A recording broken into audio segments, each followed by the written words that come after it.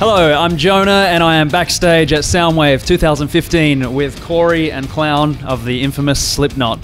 Yeah.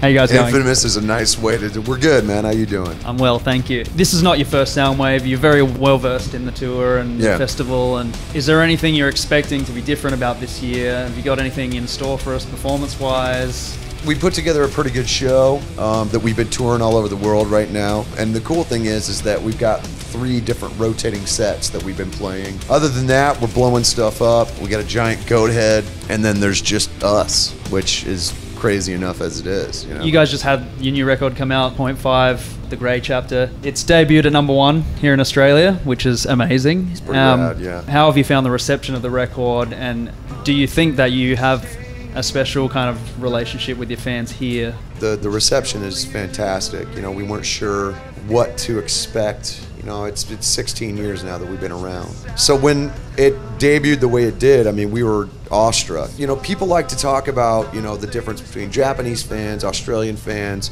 European fans, American fans. Honestly, when you're a Slipknot fan, you kind of cut across that. You know, there's a universal understanding that is palpable, and you can feel that in the audience, you know? So it's not about where you're from, it's the fact that you're still with us. The album is pretty personal for you guys, obviously. Do you find a difference performing the songs from 0.5, The Grey Chapter, you know, on a personal level when you're out there on stage? Or is it, you know, you're just in the performance mindset and you just focus on performing those songs? You'd think that there would be, but everything really kind of falls into place. I mean, it feels really good, you know, mixed in with like the old stuff, you know, and I think that maybe that's because our approach has never changed.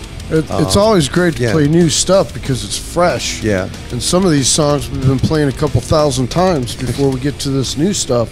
However, you could walk up there thinking you have no love for a song that's going to be played, but there's just that kid up front, or that move that one of your brothers made, or just a thought that comes back to you. You get off stage and you're kind of like, you know, it's always fresh, all of it. So, you know, we don't whinge too much, man.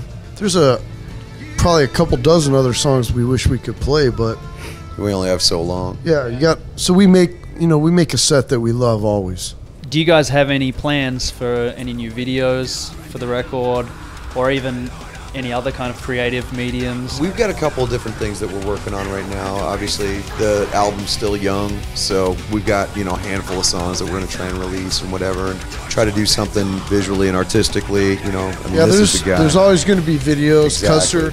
Custer's going to be a video eventually. Not just a live video, but a scripted one that Clown's been working on. Yeah. You know, we're always dabbling in something, but you know, it's a little hard when we're in tour mode because we, as much as we don't live for this is really what it's about.